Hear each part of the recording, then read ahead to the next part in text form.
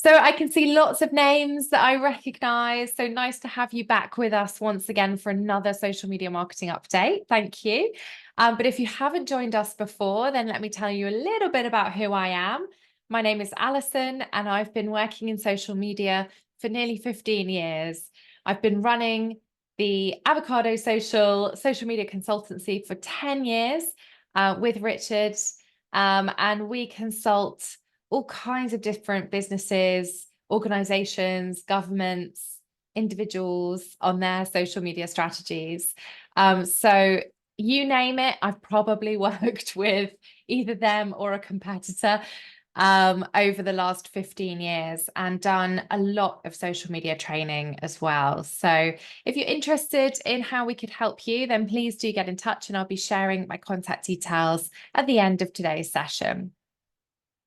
So as I said, usually there are just so many updates to choose from, and it was actually really tough this month to just pick out the key highlights.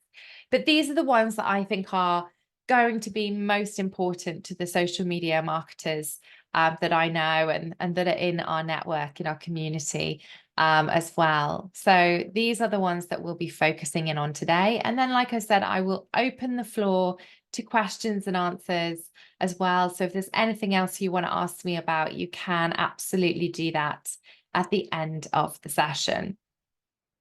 Okay, so let's get stuck in then. The first one I wanted to flag is actually a little bit of a product update from Meta.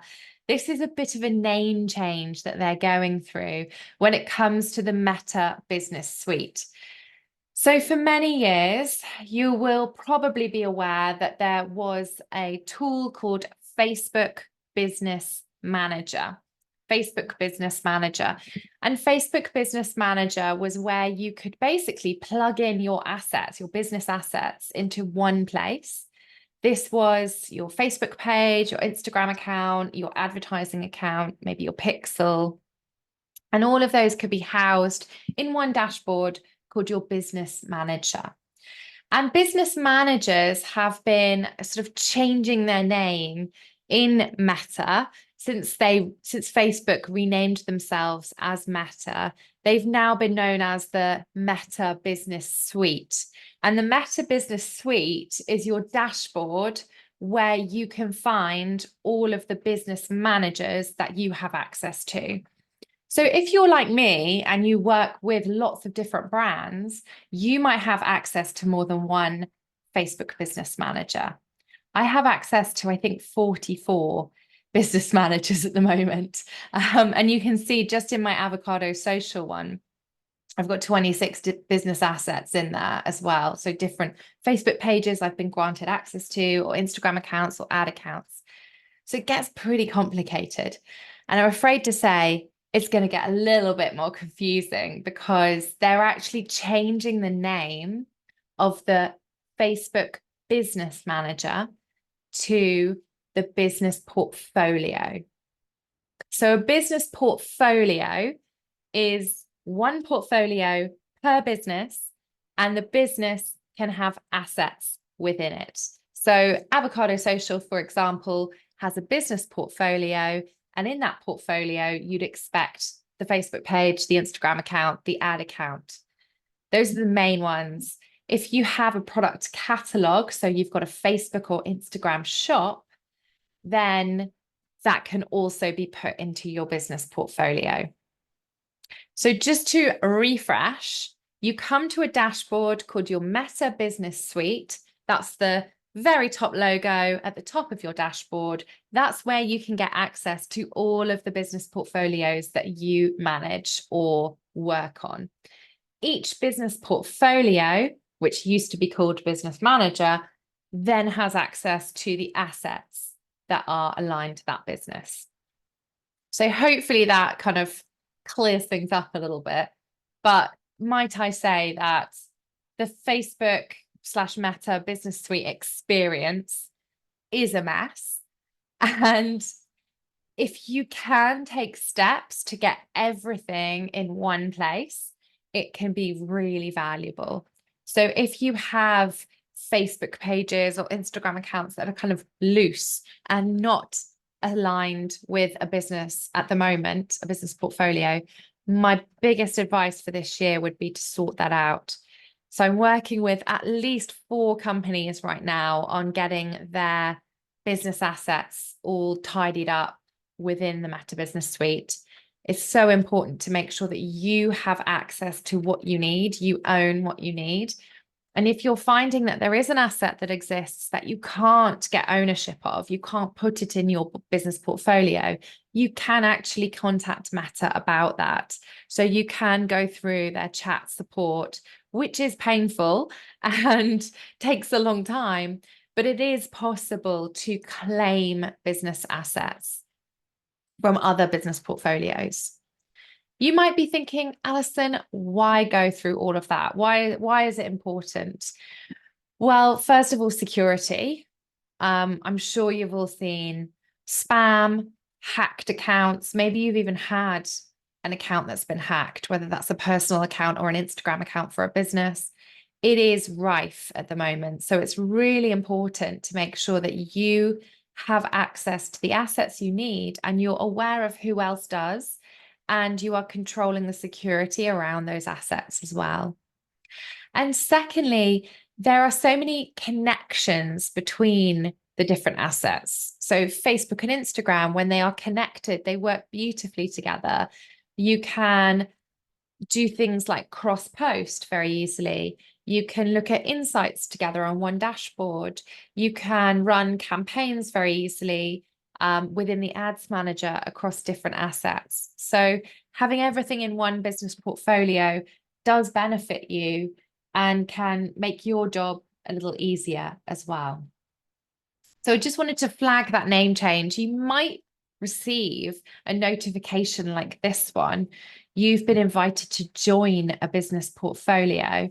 Now, do be aware if you get that notification, because I got this one yesterday, even though I already have my Facebook page and my Instagram in another business manager.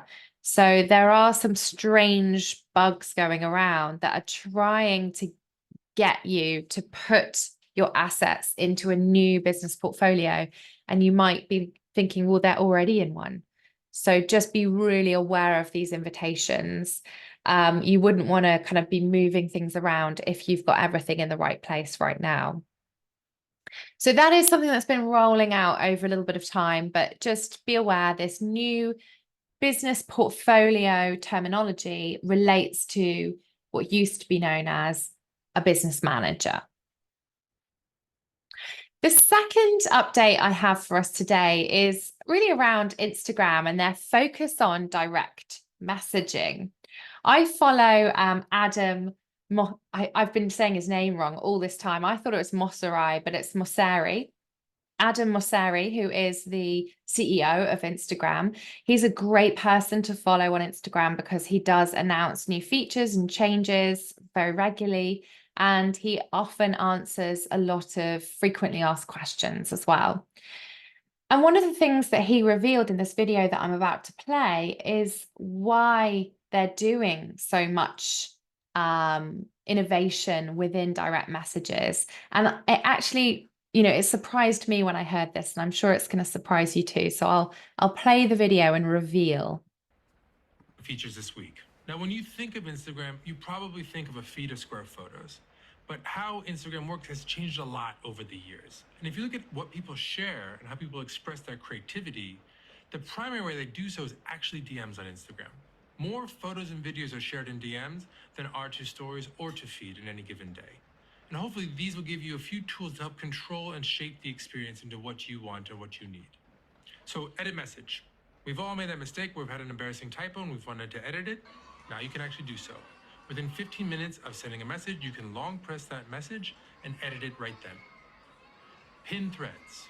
If you look at how people message, most people message only a few people the majority of the time. And what pin allows you to do is pin up to 3 threads to the top of your inbox. So let me know down below in the comments if you're surprised that the primary way people share on Instagram is actually through DMs, or how you think you spend the most time on Instagram. I'll see y'all next week. Peace. So this is something that Instagram has revealed a couple of times before, that they're finding the majority of conversation and sharing, even photo sharing, is happening in direct messaging. So this move towards more private social is a trend that has been happening, but now just feels so important given that Instagram are now focusing a lot of their development time on features that sit within the DMs. So this edit message feature where you can edit a message up to 15 minutes after it's been sent, and also the pin a chat thread as well. So if you are having a thread with somebody, you can pin up to 3 of those, which is coming soon to business accounts as well. So look out for that feature, which could be quite handy if you are dealing with a particular influencer or you are having a conversation with a customer and trying to deal with a matter there. You could pin that conversation whilst it's live so you don't lose it very easily. So yeah, I wonder if that surprises anyone that the majority of way of sharing is happening in DMs at the moment on Instagram. The next update is also from Instagram. This is more to do with carousels. So carousels, or multi-image posts, as they're sometimes called, are a way in which you can share multiple photos in one post, up to 10 photos in one post. And as we all know, the user swipes through very easily. These are still a really engaging way to share on Instagram and certainly haven't kind of gone away since the release of Reels. So still a great way to tell a story or maybe take people through a day in the life situation.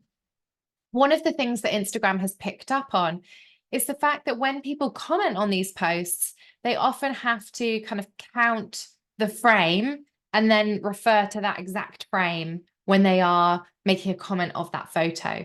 Like in this example from Zoe Sugg, Zoella, somebody has put in the comments there, photo 5 is beautiful. And someone else has also said the 5th photo. So they've manually counted which photo that is, and then they've made a comment about it in the comments. So something that Instagram is now testing is the ability to comment on a particular, or comment about a particular photo in a carousel by mentioning which number photo you mean. So you'd be able to put and then number 5 to make a comment about that. And I believe that will make a hyperlink to that photo directly as well. So somebody who sees that comment can click on @2 and that photo will automatically display. Now, this is just a test at the moment. This is something that's been spotted.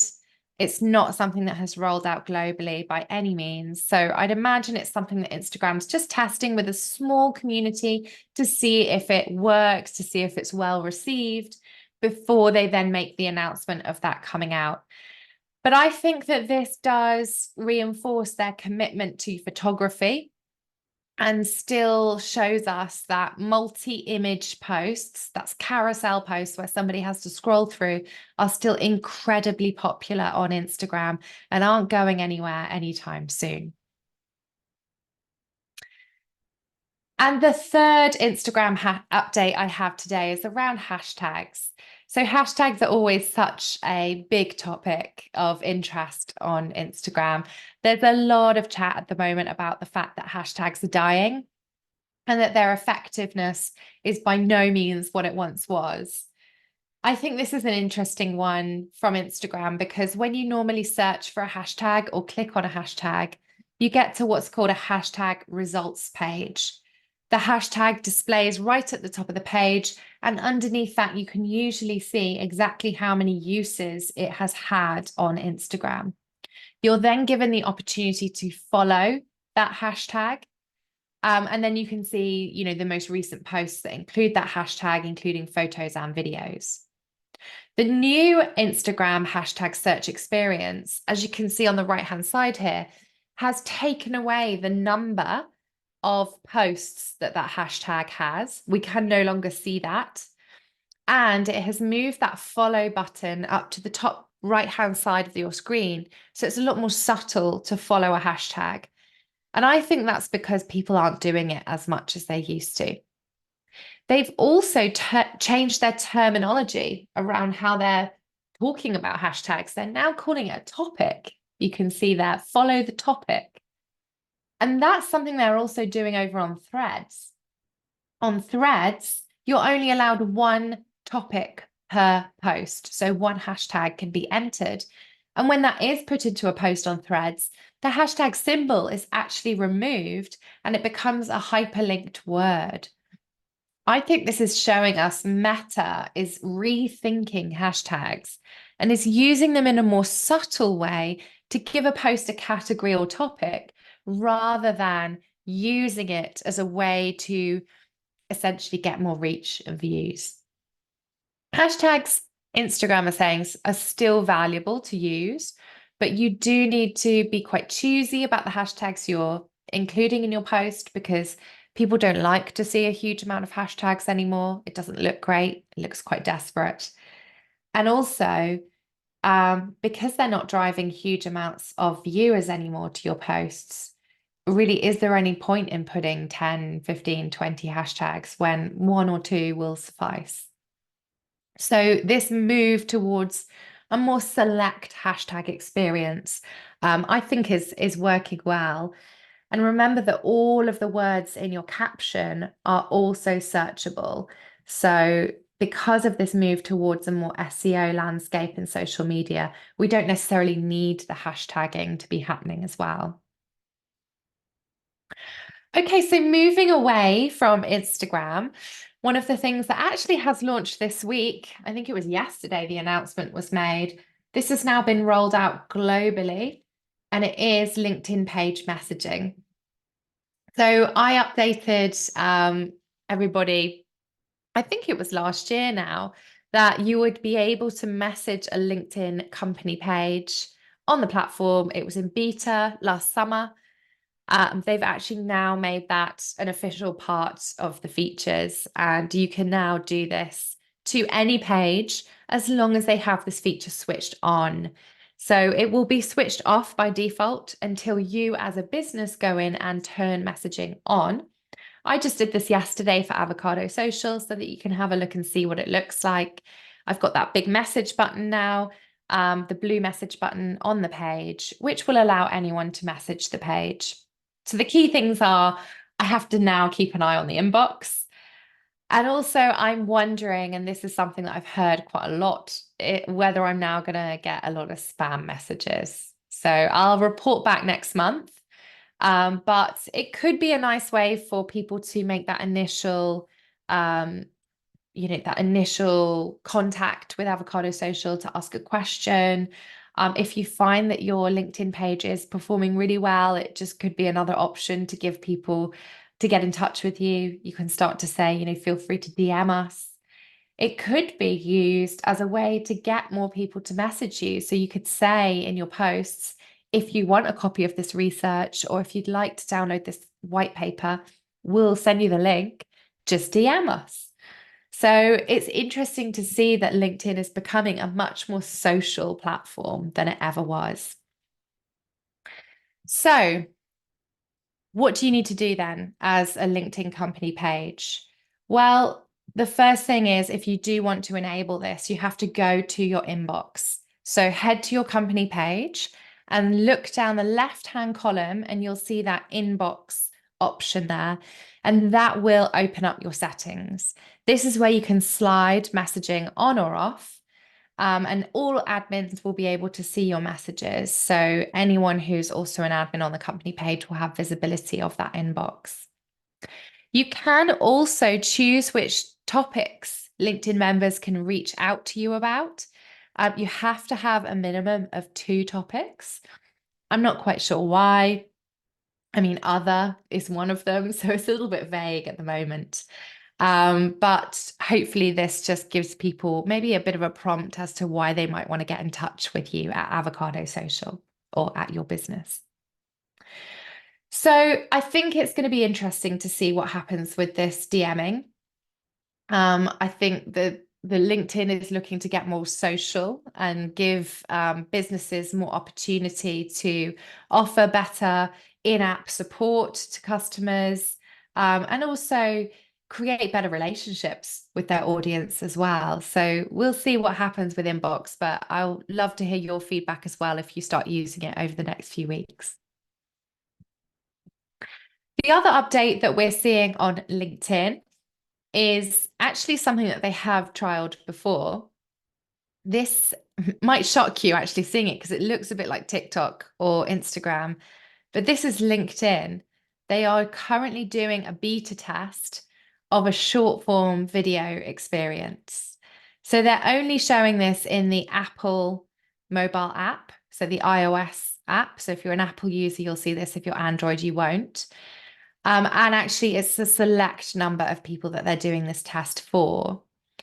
These are basically videos that anyone will be able to create if the test goes well, which are essentially meant to be used as more of a kind of day in the life or behind the scenes feature. It will be in the area called My Network. So you'll be able to click on My Network within LinkedIn and see what your network is up to in video form. We've only been told it's a short form video experience at the moment, when we haven't been told how long that is, but I'm guessing it's probably something like 60 seconds. And this will essentially allow you to scroll through vertical, full screen, short form videos. And you'll be able to see the caption behind that video. You'll be able to engage with that video very similarly to TikTok or Instagram Reels here. And you'll also be able to see more of the caption as well. There is a little see more button you can see there. So there's a few examples here that you can see people have started to share. So maybe, more of this kind of behind the scenes of my life, doing what I do from a freelance perspective, or if you're, doing something really exciting at your work, you're speaking at an event or appearing on television. And then in the last one on the right there, this was, I think, recording a podcast or something like that. So it is very much this behind the scenes feel. This was a new experience which was only spotted last week in LinkedIn. So it's very new, and it by no means indicates that this is something they're definitely going to launch. I don't know if anyone remembers, but LinkedIn did actually have a go at releasing stories a few years ago as a test amongst students. And the test wasn't well received, so they actually canned it pretty quickly. So it will be really interesting to see if the users of LinkedIn want to see more of this style content on the platform, or whether we like to have quite separate styles of content happening across different platforms. I'd love to hear what you think. Let me know. So moving away from LinkedIn, one of the things that has been announced just this week is TikTok's new creator search insights. So this is more of an indicator that TikTok is leaning into its app becoming a search engine. This is something that has been widely discussed this year, that TikTok is really trying to take on Google and wants to be known as a search engine. TikTok is encouraging creators to use a new tool, which they've launched this week, called Creator Search Insights. And Creator Search Insights is actually a really fascinating area of TikTok that shows you what are the trending searches, what is being searched for the most within your network and then worldwide as well. So this is actually available to everyone to have a look at. You can just search Creator Search Insights into your search bar at the top of TikTok and click on View next to that light bulb logo. And this will open up the list of topics that are currently being searched for. You can save those topics, or you can create videos about them. This is basically TikTok's way of encouraging creators to create content that is meeting the audience's needs. So the platform is trying to get influencers and creators to create more content that the users want to see. So it's actually a really clever way of incentivizing creators to infiltrate TikTok with loads of useful and relevant content that the users of TikTok are actually demanding and looking for. It would be a really bad experience if a user searched for something on TikTok and couldn't find any videos about it. So they want their users to be able to find relevant content, because then they'll use the platform more and they will enjoy the platform more. So how is TikTok incentivizing content from creators then? Well, this is all playing into their new creator rewards program. So basically, if I just move on to my next slide, TikTok has launched and is working on a creator rewards program, which will enable creators to earn money on their videos based on the quality of the content. And the main things that TikTok is looking for is originality. You know, they want to see videos that nobody else is creating. Engagement. They want to see videos that are getting likes, comments, shares, etc.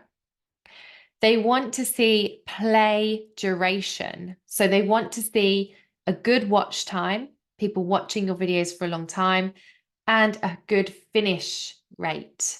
Finish rate is really important on TikTok. That basically means how many people have made it to the end of your video. So watch time and finish rate are both really, really important factors that affect the whole TikTok algorithm. And the final thing that they're rewarding people for is this search value. If creators have made videos about topics which are being searched for, they will score highly in that search value.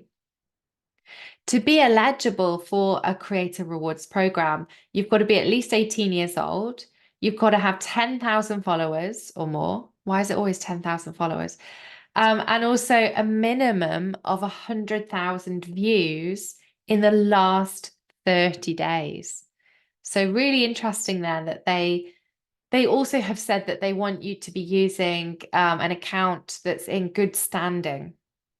I don't know what that means. An account in good standing. I'm guessing that means it's frequently updated, it's had good engagement rates. Basically, they will be vetting creators who want to join this program and start earning money, which is a good thing, right? We want creators to actually be vetted, unlike other platforms. So I read that X this week has also launched its creator rewards program alternative, and they're not doing half the tests that you would hope that they would be doing on their creators and influencers on the platform. So I think it's good that TikTok has kind of built this really strong algorithm behind its rewards program. And as a brand, it means that you can fully trust the creators that are being promoted by TikTok or listed in the TikTok marketplace, which is a great place to go and search for influencers to work with. Just going back to that point about TikTok search, I read some interesting stats as well this week. An Adobe report from January this year found that 2 in 5 people in the US use TikTok for search. That's 2 in 5 people. And 1 in 10 Gen Z users were more likely to use TikTok than Google. 1 in 10 Gen Z users were more likely to use TikTok than Google. Executives at Google have warned that search could be losing ground to TikTok. So Google are worried. They are feeling a bit concerned about all of these new search changes. So moving away from TikTok, the only other thing I wanted to mention about TikTok, which I was umming and ahhing whether to include today, because it is a little bit old news now. But for those of you that haven't been on top of the social media news, TikTok did have a massive falling out with Universal Music back in February. And what that meant was a load of music was stripped out of TikTok and no longer available. So popular music, including tracks by Harry Styles, Taylor Swift, etc., are no longer available to use in TikTok because TikTok and Universal fell out over money, basically. And TikTok were trying to charge Universal too much. And Universal said, you know what, we don't actually want to work with you anymore. So just pulled all their music off the platform. So you might find if you're looking at videos from like January or February, there are now videos that are silent. So people are maybe doing dance routines that to nothing. Or it might be that you wanted to include a track in one of your videos, but that track is no longer available. And that's the reason why.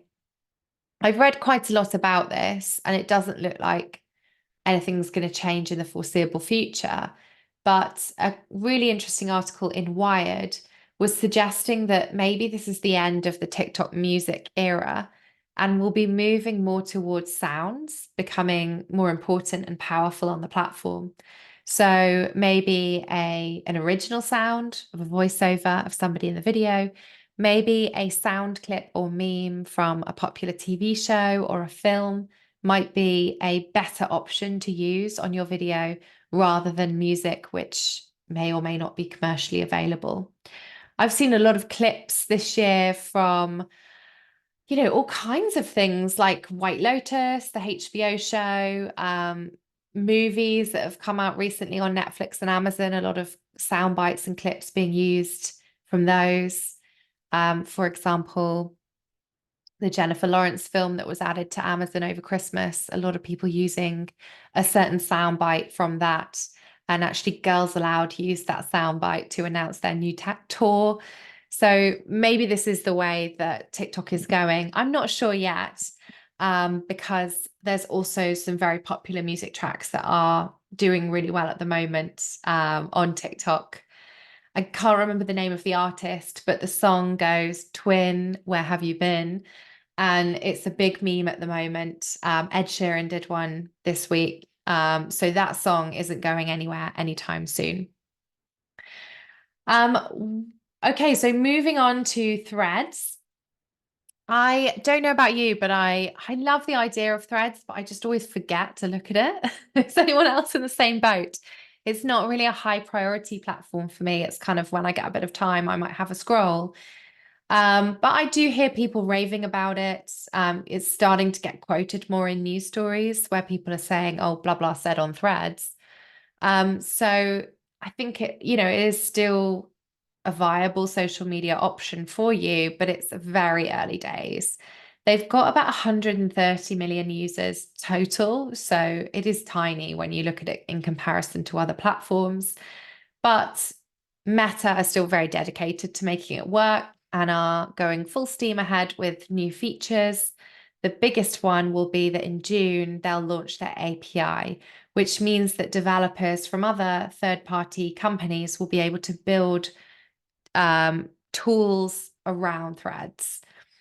The main thing there will be tools for moderation and tools for insights. So Threads are already talking to Sprout Social, Hootsuite, Sprinkler.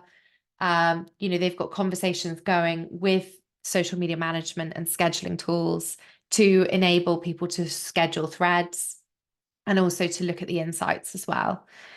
Once the API is available, I'd imagine we'll pretty soon see ads coming to Threads as well.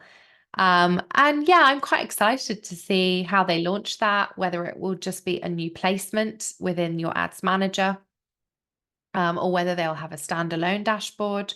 I'm not sure. Who knows? But that will be a pretty exciting announcement when it happens, I think. So the other thing that I mentioned last month in February's update, and if you want to catch up, all of our updates do go on YouTube, was that Threads is testing trending topics in the US. So if you are an American user of Threads, you might have noticed some top trends being listed out, very similar to how Twitter used to do it back in the day. A list of 10 most popular topics that are specific to your region. And actually, Threads have gone that one step further. They're giving you a brief description of why that thing is trending as well, which I think is quite useful because sometimes you can see someone's name is trending and you think, oh no, I hope they haven't died. And then it's just like somebody saying, oh, I really love them in this film. So actually having an explanation could be very, very helpful. So yeah, we'll see how that goes with Threads. Again, if you're using Threads, if you're enjoying it, I'd love to hear your thoughts. Or maybe you're like me. Maybe you are a fan of it, but you forget to check it very often. I think even Adam Mosseri, I need to work out how to say his name better. The CEO of Instagram even admitted a few months ago that he forgets to look at it as well. So that's not a great sign, is it? So heading over to X then, I've got to talk about X because, it is wild, some of the updates and features you read about it. They're still working away on relaunching their ads platform. There isn't really any news on that at the moment, but when that happens, I'm sure they'll be making a big song and dance about it. Musk has made some interesting announcements this week. He was speaking at a Morgan Stanley event, and he said he was considering hiding engagement stats, so like and repost metrics from the timeline. So when you look at the X timeline, you wouldn't be able to see whether something had been highly shared or not. He later confirmed, saying that it was definitely happening, even though he'd originally said he was considering it. This is just the way his mind works, I believe. He then said that the timeline will likely continue to display view counts. So you'll still be able to see those impressions of how many views an X post has had. But he said the other metrics would likely be hidden in that timeline and you'd be able to see them once you clicked on a post. So I'm not really sure what the thinking is behind this move. I think it's, he said that the information visually clutters content on the platform, but I don't think it really does. It's quite nice sometimes to see how many people have engaged with that, how many people have shared it, just to kind of give yourself that information to know, is this something that's being taken seriously? Is this something that is verified? So I'm not sure. I don't want to be too negative about X because, it still can work for some businesses, but I've seen a lot of fake news on there in the last few weeks and a lot of claims that haven't been verified. So I do think it is continuing to be quite a dangerous platform. And I'm not sure whether any businesses are seeing really great results from it at the moment. But that's just in my network. If you are, do let me know. It definitely seems to be a platform that people are just keeping because they're not really sure what to do with it. So they're keeping it, tiding it over, essentially. Okay, so let's move on from X and talk about deleting videos generally. So this was a warning that came out last week from one of the YouTube product managers who actually decided to say this on X. He said, YouTubers, don't delete videos unless you have a very good reason. When you delete a video, you delete your channel's connection to the audience that watched that video. If you want to maximize your growth, keep your videos public or unlist them if you must. So this piece of advice, which is kind of out of the blue, was then retweeted by another product manager at YouTube. So it seems like it is verified advice. The advice is basically, if you really don't want to have a video live on your channel anymore, unlist it rather than deleting it, because this means that you can then continue to make a connection to that audience that did watch those videos. Those ties seem to be severed if you do delete, which I have actually heard this advice for TikTok as well. So I've heard TikTok experts saying, if you have a video that you no longer want to be live, unlist it, make it private rather than deleting it, because that can harm your overall growth potential or your channel's quality score as well. So just a bit of advice there if you are going through tidying up a YouTube channel or even tidying up a TikTok. To be honest with TikTok, I've been umming and ahhing whether to delete some older videos, but I think The key really would just be to upload so much that those videos get pushed down. No one's going to find them, hopefully, anymore. So that would probably be the right thing to do on TikTok. Whereas on YouTube, it's slightly different because people tend to search for particular content. And if your older content is appearing in those search listings, then you can't really help somebody watching that. So it would be a case of unlisting if you really didn't want someone to see that video. I've actually just been talking about this with a client who has some older videos that they that they weren't really keen on anymore. So they've actually made light of the fact that they are old videos and kind of just made a joke about it in the caption, which could be an option for you as well. Okay, so that's pretty much the end of our updates. I'm going to open the floor now to Q&A if you do have a question. I can see there's been a bit of chat going on about X, so I'm just going to catch up on that in a second. Before I move on, I do want to share with you a couple of things that I've just spotted that I thought were cool, which I've started to do every month as well. So whether that's a great social media campaign or just something that's made me laugh. The first one is actually SEMrush, which is a social media optimization or digital optimization company. And they've been working on TikTok this year. They've been doing some very funny content about what it's like working as a digital marketer. And this particular video, last time I checked, had 1.2 million views. So this has totally gone viral. So let's have a quick look at this.